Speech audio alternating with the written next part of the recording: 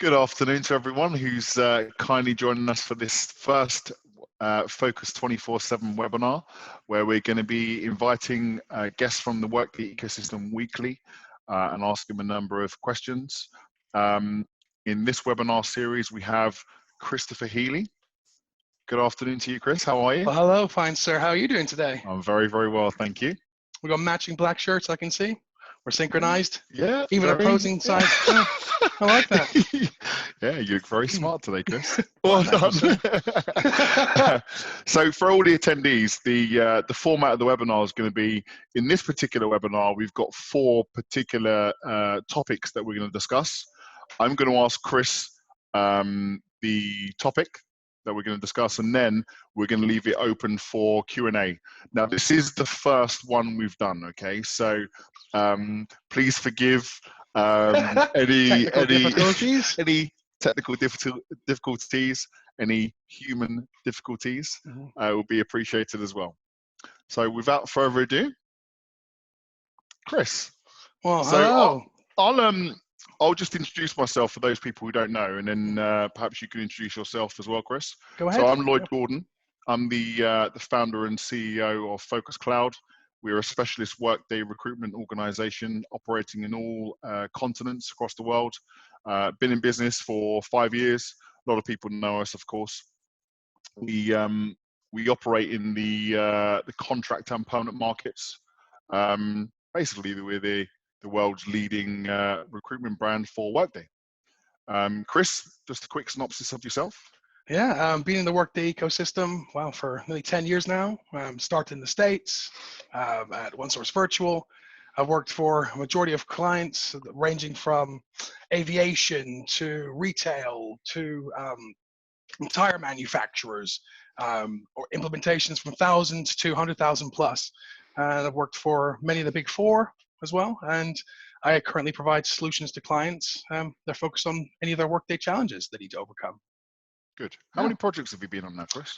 Oh, from end, I would say if you count, it's easier to sometimes say how many clients have I done project work for. Yeah. Over that, in the Workday ecosystem, easily 50. End to end, it could be post-production implementations or phase X, phase 1, phase 2, whichever it may be. Just quite a variety, so just a multitude. Who's your favorite recruitment company? No, don't answer. Fox Cloud, right? No, just joking. So we'll move on to the first topic. The first topic is obviously all around COVID-19 and how it's affected the Workday ecosystem. I mean, this one I can answer a little bit of this from a recruitment perspective, of course. So, how has COVID-19 affected Focus Cloud? Well, first of all, we had to put a fair amount of our employees on furlough through no fault of their own. Yeah. That was the first thing. Second thing, which I actually think it's been really good for us, is having all of our guys working from home. I put out Why is that good? Why is that good for you, Lloyd? Because you're quite a challenge that you're quite a relationship person. So if you couldn't guess, then me and Lloyd go back. But with the way he works with his clients, he's quite personable. So why is that a positive change to you? I think having I put a post out on LinkedIn some time back, a few weeks ago, and I put I think it was Mark I picked on that day, and I said Mark had actually asked me before that could he work from home, and I literally laughed because it's just never been anything that I've ever considered. And when this thing come along, and we had no choice but to let everyone work from home. Yeah. The first thing I start doing is pulling out my hair. That's the reason. Yeah. For everyone attending, I want to make this fun for everyone attending as well.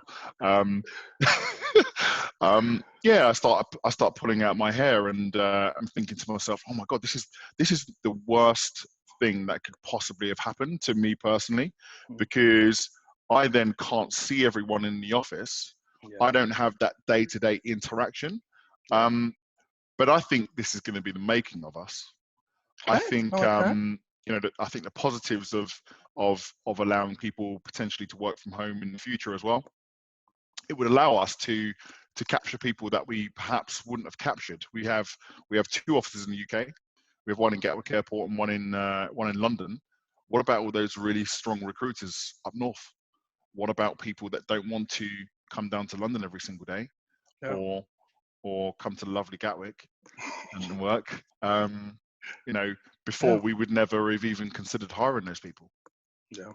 So do you think it's opened up candidates and a wider kind of spread in regards to the skill sets you can hire from, because you're not geographically limiting? Absolutely. I like that. Yeah. It's actually been positive for us. The negative side, I guess, would be the need to furlough some of our staff. Mm-hmm. Some of them juniors. It's really tough. No one wants to do that. It was probably the most toughest conversation I've ever had with any of my staff. That one. Didn't want to do it, but I had to. I had no choice. Yeah. And I think a lot of businesses had no choice either. Yeah, it's a difficult decision to make. I think that perhaps there has been, whilst companies get used to what's happening in the market, there's been a lot less organizations hiring, certainly the consultancies, where perhaps they had a lot of the consultancies that we deal with. We've placed a lot of people in consultancies, as you know, and I think for the first time, probably in 4.5 years, a lot of those consultancies, certainly in the first few weeks anyway, were coming back to us and saying they don't have any vacancies, because where they had perhaps more junior people that were on the bench, they didn't want to. Maybe they didn't see the need to invest in those more senior people to bring on those juniors. They would just use what they've got. Yeah. No one knew what was going to happen, did they? Of course. Yeah. Even today. How about yourself? To be honest, it hasn't been.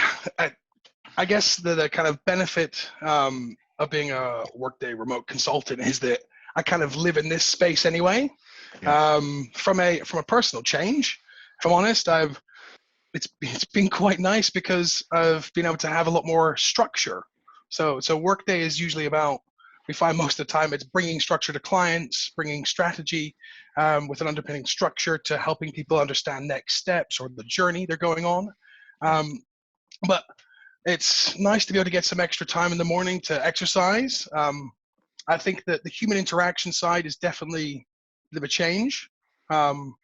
It's trying to make sure that we're having the same kind of interpersonal skills through this camera. At the end of the day, it's not typically how I like to work, but in regards to efficiency, I've quite enjoyed it. I was trying to find the silver lining in it. Do you think it's possible to have a meeting? I mean, I think back to some of our morning meetings and the meetings I've had with staff at Focus, and do you think it's possible to have a Zoom call or a video call as poignant as a face-to-face? You know what? I sometimes think there's different levels. Sometimes I think you actually get a bit more insider information to the person, right? I mean, if you're going into a mutual location to meet at a coffee shop, right? Yeah. All you're going to learn about them is based upon what they put on. So do I wear a tie every day? Heck no, I wear tank tops and hoodies most of my life, right? But this is what I'm presenting. Plus, you see a little bit like I like music. You get to know something more about me beyond what is your sometimes your work appearance, right? Yeah. And you'll be able to ask more, whether it's a kid's photo, but also you're getting to understand sometimes some of the struggles people have. I mean, sometimes I'm like, you have kids? I didn't know. There's just 3 children there. They are yours, right? Having those kind of conversations that sometimes when you're caught up having design or talking about solutions or ways to solve problems, you kind of miss that personal link. But sometimes having a video helps you get a personal link to it too. So I see it as, I don't think it can be the same because it's 2 different situations, but I definitely think you can find advantages and benefits to each. So maybe it's about having in the future a bit more of a variety to your working style, right? Not just being I'm always a meeting people in person, or always doing remote. It's seeing what works best for you. And we're getting a chance to find that out, right? Yeah. Oh. So I'm going to open this topic up. So again, the topic is the impact of COVID-19 on the Workday ecosystem. I'm just going to open this up to the audience, and if you can type your questions in the Q&A bar at the bottom of the screen. I've got a few coming through now, and we'll just pick them randomly. This one's obviously to me. I'm going to assume this is for me anyway. Yeah, I just manage myself, guys. My dog. How do you manage your staff when they're all working remotely when you've traditionally worked in an office? With much difficulty, if I'm honest, because recruitment is one of those things where you need to you kind of need to see what people are doing, because it's based on, dare I say, it's based a lot on ratios. So some of the applications that we have as business have been priceless during this. So we can see when someone's on a call, things like that.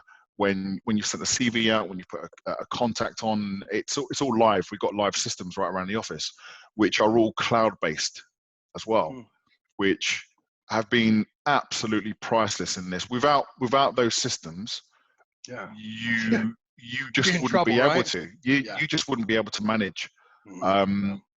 It would be really, really tough. Yeah. But I mean, do you feel like, because I mean, it's going to take a certain degree, because like I'll be honest, some mornings I do wake up and put a suit on sitting in my home office, because that's when I need to get up that day to feel like it's normal, sometimes. But when you're interacting with your staff now at a different level, do you feel that you've had to give them more trust, and that you've seen that reciprocated back?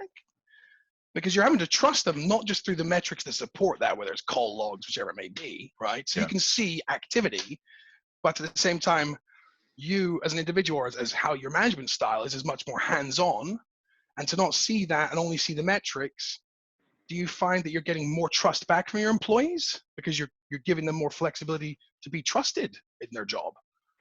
I think so. Not be there. I think so. I mean, we've been through many weeks of this now. What are we, week 7, I think, aren't we? Is it week 7? I honestly can't remember. It's week 7. So at first we rolled into business as usual, if you can call it business as usual, and the same daily metrics that we had initially are not the same daily metrics that we're working to now.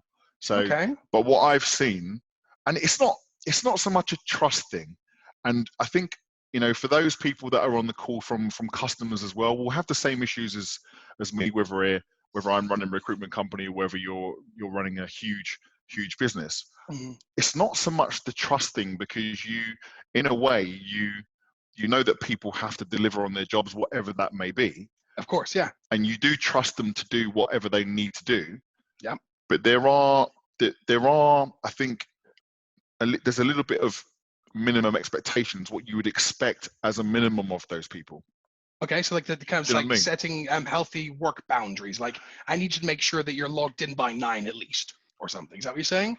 No, I wouldn't even say that. Not for me. I don't mind when someone logs in. Okay. So you are giving that flexibility. Yeah. So we got lots of Q&A coming through now. So I just want to make sure, from an applications point of view, I've got the time to answer all of your questions. We've got lots of questions here, actually. So let me just. I've got 3 screens. For those who didn't see my my thing on LinkedIn. Yeah. So I'm gonna. There was a question answered. Why do you have so many screens? Well, this is the reason why. I've got here and I've got here as well. So I'm just going to take it over. It's got Netflix on that one as well. You can watch the movie at the same time. No Netflix for me. Okay, not today. Not today. So I'm hoping that answers the question. What price? Pass that one over to you. Okay. Wow. I'll be honest. I mean, I'll talk from a personal perspective first. Honestly, I think at times that Workday projects, especially if you're in the implementation, and it's not post-production, there's a lot of deadlines, a lot of strict milestones that need to be adhered to, because they cause chain reactions or downstream effect of projects if they're not delivered, right? So we've got at times that I've personally, I'd say worked beyond what my body says I should be working, whether it's hours or whether it's I haven't eaten for 12 hours. I've been looking at spreadsheets all day. And then you go and get delivery food, right? Well, if I'm honest, Is now that I'm every able day, to... Chris? It was at one point, or is it mate, every yeah. hour? Yeah, I mean, when you sent me to France for that project, it sure was that. But anyway, what I'm trying to say is that being able to, it's the benefit is that it really tests an individual to say, well, okay, well, you're not working at delivery food yet. You've got food you can make in your house. You've got work to do, but now I'm building a strict regime because I have a lot more flexibility because I don't have to leave the house. And that benefit to me is my productivity, my personal well-being. We even lost weight during lockdown. So I'm seeing that as a personal level feed through into my working life. I'm having more fun with it. I mean, some conference calls, I mean, I'll find that in the past, if I went to do a design session, we would go turn up, we'd go through the design, the business processes, all the items, and then we'd leave. Well, I did a design session 2 days ago, and literally I had everyone holding their dogs, like Simba from The Lion King, holding that up, just be like, this is our animal, this is who I am. I mean, we had one person with a monitor lizard, and I'm like, that would eat my dog, but I would have never known that. As silly as that is. Yeah. but then that's like, wow, okay, you're into reptiles. That's quirky. You'd never know that. And as Yeah. much as you're building a relationship with someone, perhaps even face to face. Yeah. Because when you're doing a meeting face to face with someone, there's an agenda, isn't there? Mm-hmm. And I've found that, I've certainly found that the video calls that I've had during this period, Yeah. I've been able to build perhaps even deeper relationships with people. Okay, that's cool. And that's because I like to build very deep relationships. Absolutely, yeah. With candidates and clients all over the place, right? So it shouldn't be. It's not a restriction, is what I'm saying. Yeah. I mean, because they're bringing. It's not. You're not just typically you have a work meeting. You're walking into a working kind of bubble, right? Yeah. But when you're doing video conferencing, you're actually in my world. Like after this closes, I still live here. But if we met before, otherwise, you wouldn't know where I live or circumstances you're in or kind of background. So you're able to ask more and learn more, would you say? I'm just going to try and jump onto a couple of these Q&A before we go on to topic 2. Yeah. So Mr. Trillo here says, Workday projects work on budgeted hours, and these hours are known from a lot of historical projects. How is remote working affected in these hours? That's a darn good question. I'll be honest. I would say I'll talk from my personal experience. I work so much faster in my home office, okay? If I am having to go to a client site and do design sessions, sometimes you're being pulled left, right, and center into other questions because you have that knowledge, right? It may be beyond your project scope, but that can be kind of solved, and you can also get a lot more decisions made when you're there. So the benefit is you're there, you can drive decisions. But in regards to, I'd say, the system side, I would hope that the people's efficiency is increasing. But also saying that if they work if they don't make a change, like having an extra screen, for example, if you work in an office, you have your laptop that's given to you, have an extra screen, right?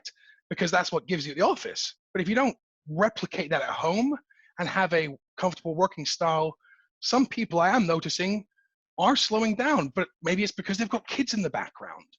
I would say it's kind of offsetting some of the people that are able to work faster because there's benefits to them.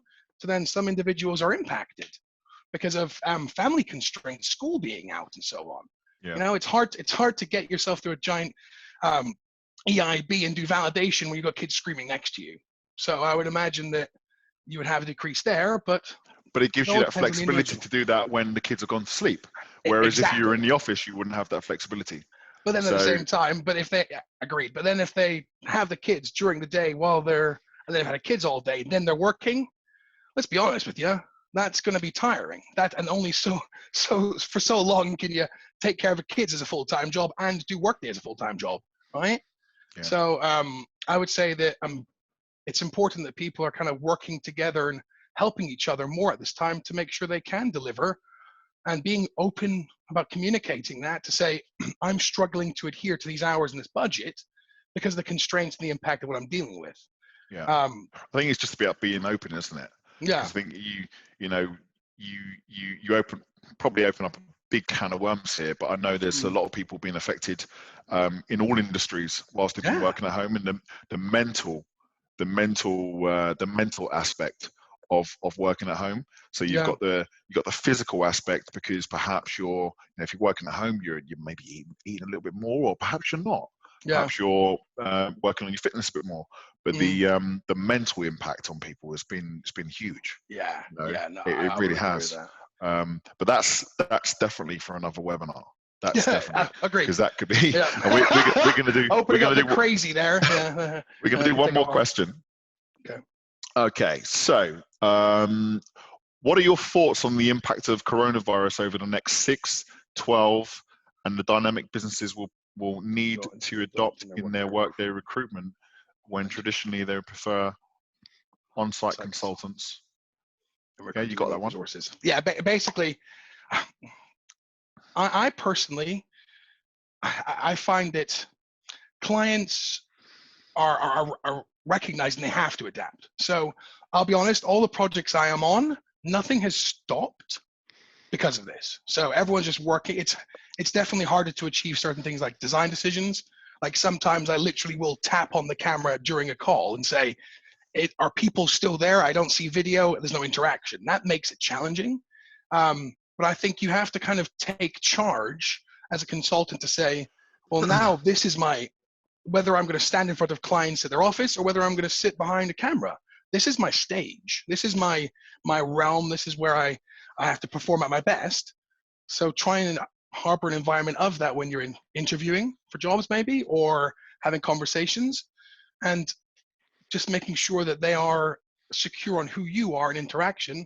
And my advice always is, don't shy away from video calls. Otherwise, you have a mobile phone. Pick up the phone, right? In my mind, if you've got a video camera, sometimes I know if I don't want to have the camera, it's because I'm in my pajamas. And then maybe I'm probably not being as productive as I could be. So I kind of tell myself now every day, I put my camera on, I interact with my clients, I ask them to do the same, just to make sure that we are trying to maintain some kind of normality, because for the next 6, 12 months, I'm seeing projects aren't moving as quickly in regards to signing. That's definitely slowed down because there's uncertainty, global uncertainty. But in regards to things that are taking place and moving forward, I'm not seeing anything stop them. The momentum's going, but I think that there will be challenges in the next 6 to 12 months for contractors, probably because a lot of budgets are being frozen, right? And to get new faces, whether it's over a camera or in person, still comes down to people are rediversifying their assets to meet the needs of 6 to 12 months from now, right? Yeah, it's a good answer there, Chris. Oh, thank you, sir. We're gonna move on to topic 2 now. Okay. So this was a question posed by one of the audience before this. Okay. Are there any particular parts of a business that would benefit during this time?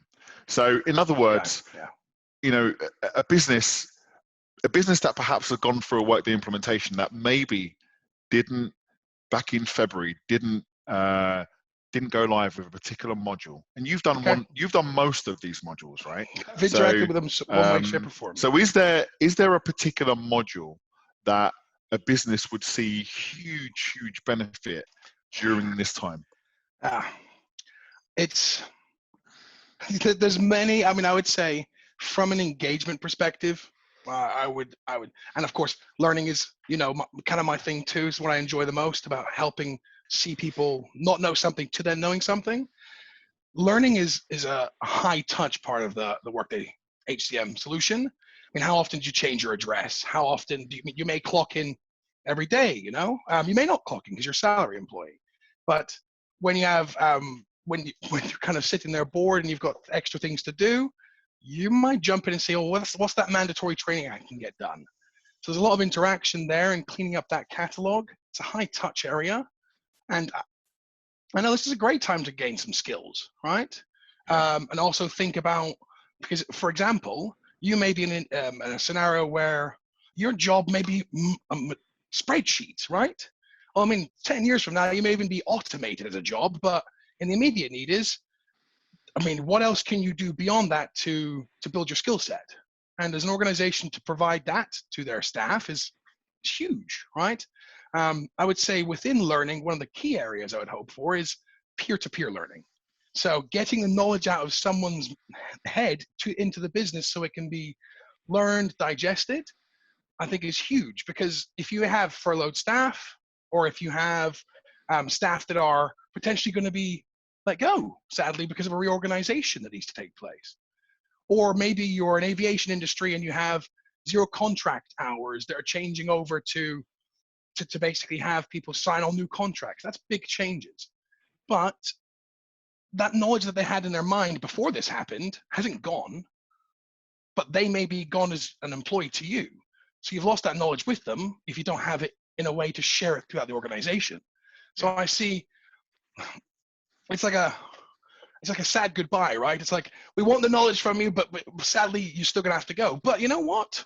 At least you can go out on a bang, and at least you can make sure that that knowledge that you have is being paid forward and useful, right? And it helps you hone your art when you're able to train people and build a learning material or course program, whatever it may be, that others can digest and actually walk away and learn something new from. I mean, and it keeps you busy, right? So I'll go into how we've dealt with that particular topic as well. Yeah. But I'm going to open this up to Q&A as well at the same time.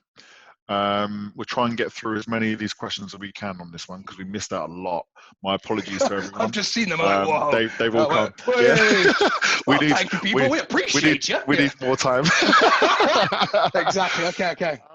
So I think as a recruitment business focusing on the Workday market, we're always trying to make our consultants better. Our industry is slightly different, right? We can hone our skills on client interaction, candidate interaction, all the different things that make up a good recruiter. And what we've tried to do during this period is to make sure that we're offering that to certainly the furloughed guys and also the unfurloughed guys. It's been interesting the way that's been brought on board in the company. I think I was actually talking to someone else today, and this is a guy that's not only involved in recruitment but involved in a lot of markets. And what the feedback that he got was, quite a lot of the furloughed guys, he found in certain organizations to get that interaction with them whilst they're on furlough. So you can obviously train. So maintaining engagement, essentially. Yeah, okay. Yeah, maintain engagement, and you can still train when you're on furlough. So it's been really tough, because it must be tough mentally for those guys as well. Yeah, because if they're going to be majority also potentially junior staff, they're trying to build their career. Now they're just being told, oh, here's some time that wait. It's about also having that resilience, and that takes through kind of like doing it enough to know that you can keep learning, keep continuing, when actually the easiest thing is to just pig out Netflix it for the day because I'm being paid my salary. But it really challenges the staff, and if you can engage with them, you might be able to get them excited about actually learning stuff, right? Whether it's LinkedIn learning, whether it's follow a course or learn something about one of your clients, read encyclopedias, silly things that can actually strengthen their skill set. But how do you get them to engage in that? You can't make someone want to learn and not spend their day watching Netflix. How do you get them engaged if they're on furlough? You're not paying them. They're being paid by the government, but how do you engage with them with your staff right now? How are you doing it? Is that a question? Yeah, I'm asking you. I'm sorry. And there's a lot of questions here, but I'm asking you, how are you engaging with these people? Yeah, I mean, it's. I think I'm going to be totally open and honest about this question. I think it's down to them. I think an organization can only give you the tools, that here are the tools, here are the methods that you need to learn yourself in your own time, and it's your choice whether you do that or not. That's fair. If you don't do that, I think it does show a little bit of the makeup of the person, in my opinion, because you should always want to learn. Like, you should, no one is the finished article. But I would agree with that. But at the same time, I would challenge you as a CEO. It's your job to motivate, if you can, and get your people excited about learning. Obviously, you can't lead a horse to water and make them drink it. Yeah. But as the leader of the business, you can tell them where the water is and how to drink if they need to. But it's two-way, because you don't know about the circumstances of their home. They could be in a studio flat, and like, you could see their picture here. There's a toilet there. You don't know, right? Yeah. So it's about being being kinder to each other and saying, we may struggle at times, but sometimes just a check-in call to motivate them. What are you learning today? Oh, I'm going to think about this now. Just checking in sometimes. Yeah. Good point. Cool. Any questions from anyone on this particular topic before we move on?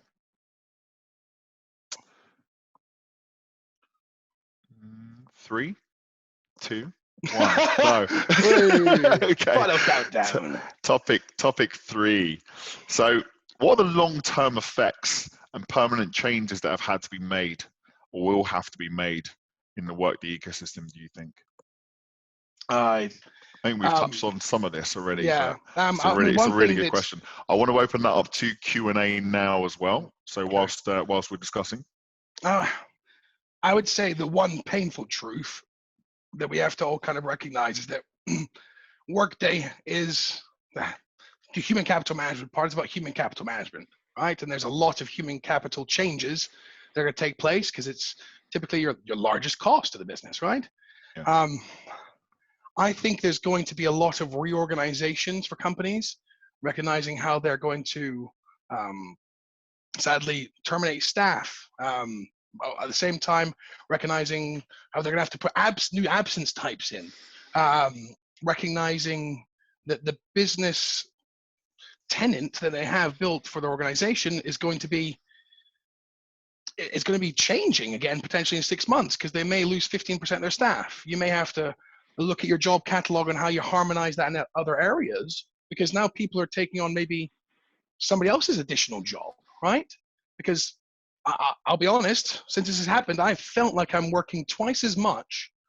We were talking about this the other day, weren't we? Twice as much, right? And that's going to be what you're going to see from businesses being asked in the future, because they're going to still need to operate, but they're going to have to make cuts. I mean, if it's like aviation industry, potentially all these people are going to go from having a contract of security to then going to like a supermarket version of a 0 hours contract. I mean, how is that peace of mind, right? And that's going to be how many contract changes in the system, right? How are you going to manage that in-house? So I think there's going to be a lot of adjustments to systems in this time, because of a lot of volatility between people's jobs, working styles, and also saving, because they're making budget cuts to keep the lights on, right? Yeah. I think budgets definitely going to be a consideration moving forward. What about the working from home piece? Because we discussed this a little bit, didn't we, on one of the other topics? I certainly would never have considered people working from home. Yeah, fair. I just wouldn't. Whereas I'm all for it. Yeah. Like maybe I would have said yes, okay, 1 day a week, but that would be a real push. Fair. Now, I'm thinking, is it that bad? It's not that bad. As long as you've got. Are you thinking to the level where you're thinking, do I need this office anymore? Is my question. I knew someone was going to say that. I just didn't expect it to be you. Sorry, under the bus.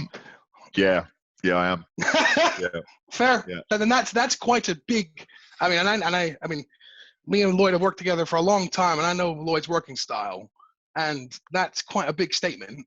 for all that know him that well, that for him to say he's got a Obviously, gym next to him in front of him, that's a great space. yeah. So for those people who've never been in our Gatwick office, which is actually where I am now, I didn't fancy bald cats jumping all over me whilst I was on this webinar. So I thought, or your dog's going crazy. Yeah. but I've got a gym in my office, and there was various reasons why I put a gym in my office. I just want the flexibility of being able to work out whenever I feel like it. And I did tell Ryan. Ryan said to me, "It's a bad idea. You won't use it." Well, I knew a year ago that there was going to be times. No, I didn't. It's priceless. It's been absolutely priceless during this period because none of the gyms are open, and we don't necessarily have the space in our garden to put loads of gym equipment. So actually, I've got it in my office, and I've ordered more stuff. So it's keeping me fit, which is keeping my mental health on point as well. But then that's at the same time, that's not working from home, is it? So, I mean, imagine, say if you got rid of all the offices you have, right? And then turned everything which you could do into remote offices, right? You just got telephone numbers and such. But I think the question you asked, am I thinking about whether we need the offices? Right. So the honest truth is, yes, I am. But I think we do need a base, wherever that base may be. Yeah. We do need a base for people to come and to physically meet face to face and to collaborate with their colleagues. But before, I was thinking to myself, okay, we've got Gatwick, we've got London. Yeah. Perhaps we might have one in Manchester at some point.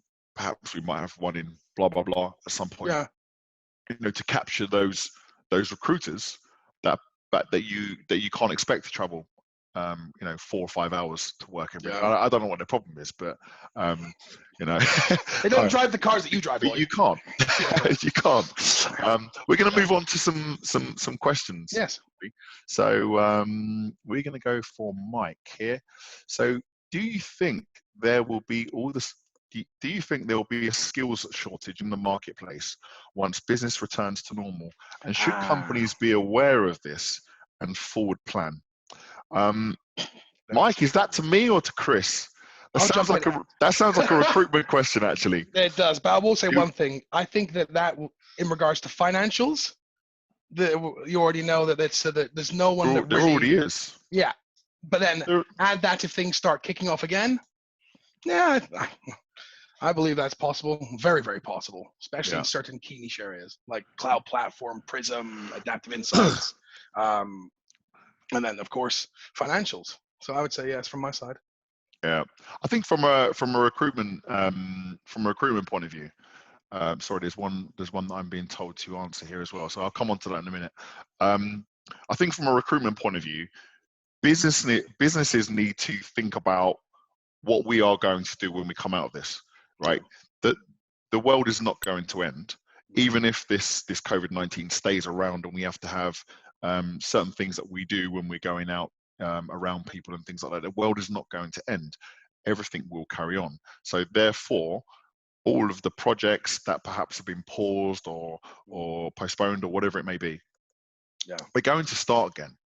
And when they start again, if you don't start thinking and planning around what you're going to need to be able to resource those projects, there will be a skill shortage. Yeah. Without doubt, because there are companies that are already thinking about how they're going to plan for when we do come out of this. Companies are hiring now. So, we as an organization have made several placements during this period. And that's the companies that are hiring now for what's going to happen in the future. We are looking at hiring now for what's going to happen in the future as well. We expect a huge curve to happen. Not only in the Workday market, but in all of the markets. Yeah. Most of the markets, most of the industries are suppressed at the moment, but we will come out of it. And I think those companies that forward think are going to be in really, really good shape, skills wise. So let me come on to this question I'm being told to answer here. Okay. What do you feel good looks like for the Workday market post COVID-19 for customers who are established and for those customers who have embarked on the first steps of their Workday journey pre-crisis? I mean, I would definitely say you're going to see. It's a great question. Yeah, it is. I mean, I would say this is, you're kind of stress testing, right? Because let's think about it. When you're at home, you're now checking out all these systems now because you have the downtime, or maybe you just want a bit of distraction from what you've been staring at. But having the environment that where you can harmonize your processes, or they can find ways to improve from new enhancements. They can see how the user interface or experience or UX is actually being impacted, because people are now checking their talent cards. People are checking their professional profiles and such, where you're now doing a bit more upkeep where people may be testing these things, and so you may have more tickets increase. So having a strong support model, whether it's AMS, whether it's contractors, whether it's true in-house hires. I mean, I think that the right model to have is a support team to support the influx of usage that's going to take place. And that's going to be, again, more to this ever-changing world of less interaction face-to-face, which I think that we'll see stay for quite a while.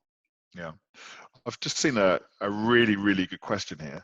And I'm glad this particular person is. Okay. I know this person. Thank you for the message the other day, by the way. So he asks, how do you see partners changing their travel and in-office requirements for Workday consultants? I believe this time frame will allow partners to minimize travel, which will decrease costs and allow consultants to stay at home more. In addition, the downstream impact will be Workday implementations will cost less. What do you think? Can I answer this? Yeah, for sure. And I know you'll have some bits on this as well. It's a great question, by the way, Mike. Look, it's easier for us as a recruitment organization that focuses on Workday to place a consultant from either an end user or a partner. It's easier for us to sell a job to that person where we say it's all based from home. The amount of recruitment processes that fall down when you've gone through the interview process and perhaps someone in the organization is interviewing them and says, yeah, but it's 70%, or it's 80% travel. We don't do 70% or it's 80% or 80% travel, but it will be in your contract. And the way that candidates feel about that is that if it's in my contract, then you can hold me to it. Okay. So I believe that companies will have to relax that, because they've been through this period just like we have. I'm not saying that I would say yes, everyone can work from home 5 days a week. I won't say that, but I will say that you can be flexible. You come into the office when you want, as long as you come in X amount of times in a week. I believe that Workday consulting partners will have to relax that, because you already lose people through too much travel. Arguably the one thing that makes a Workday consultant leave a partner is probably travel. It probably is. It's not. Yeah, okay. There is money. Money comes to it. Yeah, because like 80% is the time to pack your bags, to be there, to be away from family. Like 80%, what is that? Monday through Thursday. Well, then how long have you been having client dinners because they want to take out and have socials? Like when you're doing 80% travel, it does get tiring. Like I don't think it's not something that I would say would make things cheaper, but I would find at the same time that hopefully people are recognizing the lack of necessity for having that at especially key points in the project, which we've been trying to sell for the longest time, right? I think part of this question also was, will it decrease costs in consultants? The answer to that, I would say, is no, because Workday will still be a very niche area to find people. It will always be that, and on the uplift when everyone restarts their projects and organizations sign off on those projects, then you're going to get get a lack of skills. When you get a lack of skills on the market, people put up their expectations, and ultimately, we don't want this, but ultimately companies have to pay it. They are forced to pay it because they need that particular skill in the marketplace. Yeah. And that ultimately gets passed on to the customer, no matter how you look at it. Yeah. So I don't think it's going to decrease costs. I think it's going to change how consulting partners hire.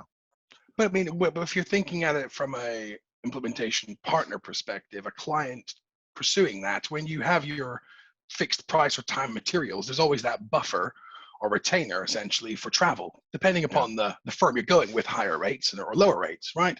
I would say we would hope that people would be pushing the conversation that, you know what, design sessions, I want to be there. I don't really care for traveling with work much anymore. I've done it so much. I've got 1,000,000 miles, and the only miles I want more now to travel are to explore the world. To do that for work is tiring, especially when you've got to deliver a lot of goods at the same time, and meet a lot of milestones. So we should try and welcome the opportunity to say, well, these are points where they can be more efficient from working from home. So maybe we can look at decreasing our travel costs. But at the same time, you may also find that some people have been sick and tired of staying at home, that they're going to go, I'll happily do 100% travel. Get me out of here. Yeah, we might have a load of candidates that come to the market and say, I work for a company where they allow me to work from home. I want to travel. You have to place me in a company that allows. Set me free, please. It's got to be 90% travel. It's got to be 90%. I'm not willing to take less. But I doubt it. I think exactly. I just don't think. I think it will change, but I think it's going to have to change. Those companies that had that as part of their process, they want people who are happy to travel. They're just not going to be able to do that. You're just not going to be able to. I would be surprised to see some of the partners change their approach. And most of the partners, because there's quite a variety, some of them are already all about that. Some are, you sign up and they say, no, that's part of the terms of the contract. Yeah. I would see a bit of a struggle for the big partners to then suddenly go, now let's change our processes, decrease the costs for our clients, the consultancies, right?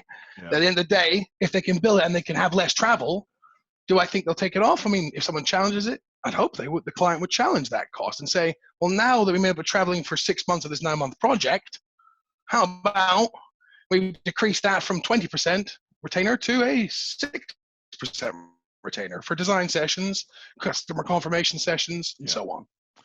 Yeah. Okay, so I hope that that answers questions. By the way, for everyone that didn't get any questions that they've answered during this webinar, we are happy to take this offline. Please, please feel free to email us directly, and we'll answer those each individual one. So we're going to move on to topic 4. Okay. Okay. So this has come from the attendees as well. What opportunities do you think that's come out of all of this? Yeah, that's an interest. So I'd hate to say it. I would say HCM consultants have a lot of opportunity potential. Whether I think they're able to capitalize on it yet, I mean, where a lot of organizations are of course, trying to keep their doors open. But if you have to lay off, say, sell off a company, or if you have to reduce your workforce, you could be using your reporting or analytics to give you a guidance to do that. How a way to kind of harmonize your job catalog to maybe squeeze more responsibilities out of each worker. Or I would say the biggest opportunity is, if you're a client, are you utilizing full self-service capabilities, right? I mean, if I'm an employee, what would I do in the past? Don't change my address. Well, here's my change of address, done, right? Thanks. I've been saving the paper. Is that how you'd actually do it, by the way? Have you ever seen it done that way? Help me change my address. I don't know what's going on.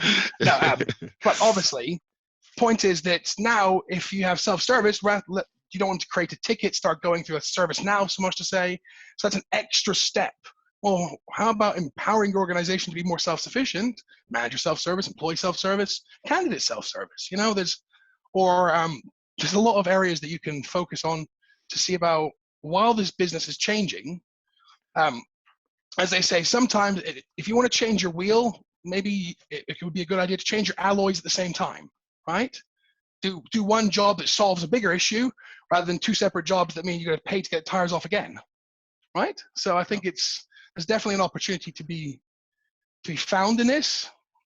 That's why where I look at it, whether it's getting involved in reorganizations, changing roles, getting new contracts, taking new functionality, employee self-service, building relationships.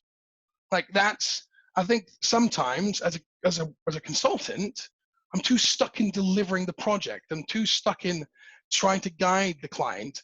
And now we might have a bit more breathing room to say, whoa, maybe we should look at fixing this at the same time while we have capacity, right? Yeah. So I think there is a lot of opportunities to come from this. But what about let me pose you a question here. Okay, What away. about seeing where you was going wrong?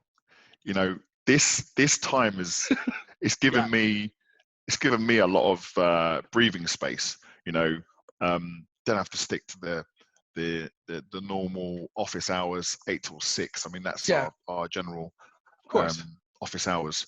But having that time to step back and perhaps look at what you've built, whether you're proud of that or you're not proud of that doesn't really matter. But perhaps it gives you that opportunity to say, where could I have done this better? Do you know what I mean? I've done this. I do. I've done that a lot in the last few weeks.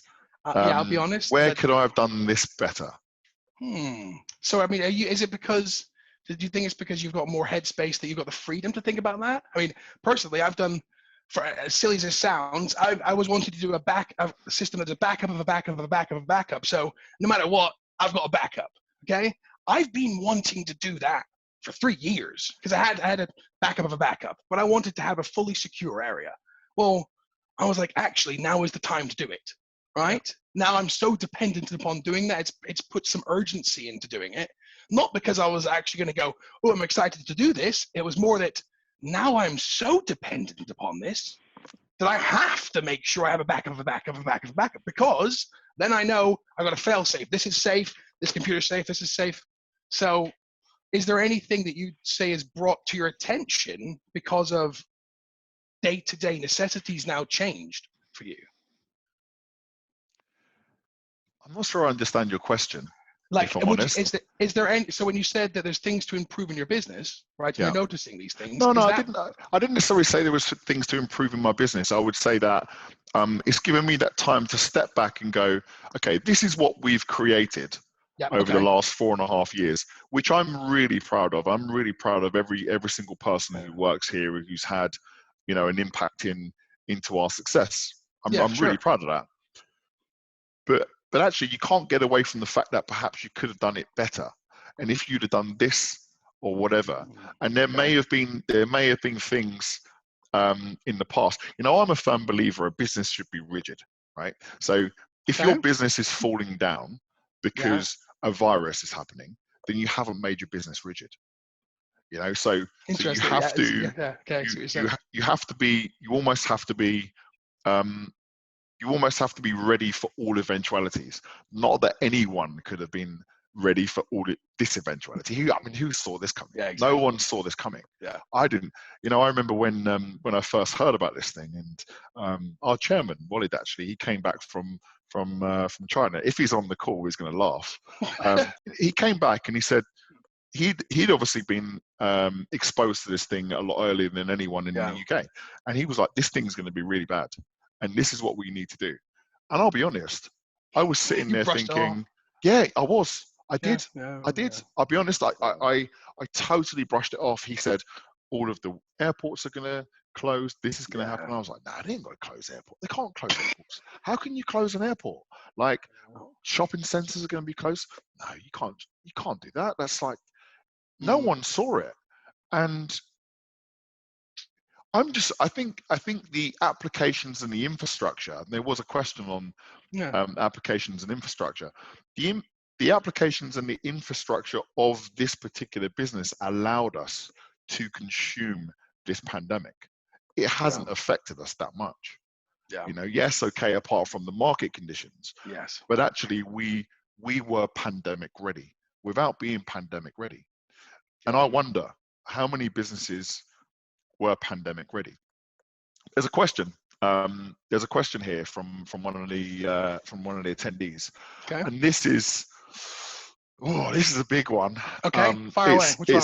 It's based on an acquisition that's just been made. Ooh, we like an Yeah, acquisition. Okay, we know where this we one's know going. which one We we're know talking this one about. is going. Yeah. So, what are your Where is it? thoughts on Cognizant's acquisition of Collaborative?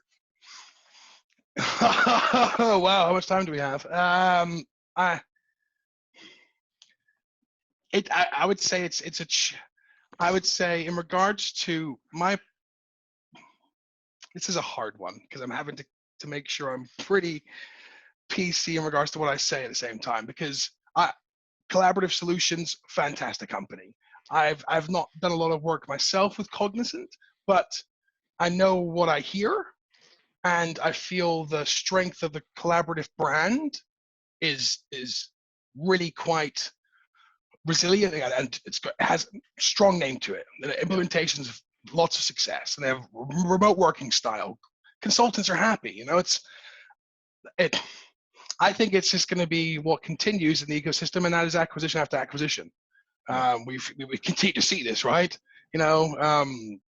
And See, I've done a bit of business with Cognizant in the past. Okay, tell me your thoughts. So from years ago, and we've actually done some business with them as well. Okay. And I'll say this, I'm not going to comment whether I think it's a good thing or a bad thing, because it's not really any of my business, to be honest. But I think that I'm just going to go back on what I've said there. I think it's a good thing.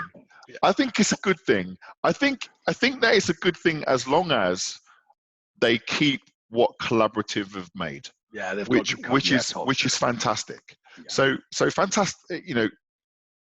Collaborative is a fantastic brand.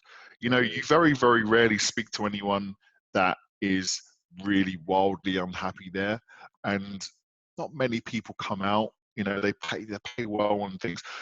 As long as Cognizant don't try and, as long as they don't try and ruin that and dilute that, I think it's a good thing, because Cognizant they're a powerhouse. However you want to look at them, they are a powerhouse, and it could be very, very good for Collaborative. Think of all those clients that aren't yet Workday. I mean, Collaborative also offer cornerstone demands, change management, transformation. So I think there's a lot of opportunities for that. I would hope it would make more opportunities for us, in the ecosystem, right? Opening up other markets that Cognizant have. But I think with any acquisition, it's all about what's going to just be wait and see what happens, right? Is the culture going to change? There's always fallout with acquisitions. It's just the way of the world. But I think it's actually a good thing. I think they're a good company. I think Collaborative are an excellent company. I don't think there's anything to worry about. Perhaps there will be some changes that the Collaborative folks don't like, and then they have to make a decision whether they want to stay there or whether they want to go, right? Yeah. But unfortunately, Chris, we've reached that time. Yeah. Okay. We've run out of time. Right on the bell, actually. So I just want to thank everyone who chose to attend. Thank you so much. We'll be doing this every week, where we'll pick a guest speaker from the Workday ecosystem. Next week, we have one of the best integration architects in the market on the show. I'm not going to mention his name yet. You will get the invitation, and we're going to be discussing everything integrations, which will be a really interesting one. I'm going to watch this just to see your brain hurt, Lloyd. Yeah, no, I'm really looking forward to it, actually. Really looking forward to it. That'll be good. So yeah, thank you very much, and I'll thanks all for joining. Thank you, guys. Thanks. Thank you, Chris. My pleasure, dude. I can ask you one thing then. We've got 1 minute left. What would you say is your favorite thing about all that's happened? What has been the best thing for Lloyd George Gordon? What's been the best thing? I think opening my own mind. Opening my own mind that I'm not always. I don't think I'm. There's many people at Focus who will say. You have to conclude that one quickly. Yeah. We actually run out of time. But no, I think opening my own mind to this work from home. Yeah. I think it could be the making of us. as an That's great. organization. There's no one anywhere in the UK, in fact, anywhere in Europe, that we now can't hire. You know, as long as they're happy to So travel got internet, down. right? Yeah, as long as they got Wi-Fi, of course. Yeah. Okay. Which Fair. is a challenge in itself. Yeah, But I think right. that's the best thing. That's great. What I like about that, you? Lloyd. More time with my dog, more time with my guitar, more time of looking at people's faces and having good conversations. I'm in love with it. I'm losing weight. I can't complain. Food Yeah. prep. All Cool. good. Take care, Thanks, Chris. Lloyd. Appreciate it, mate. See ya. See Bye-bye. ya.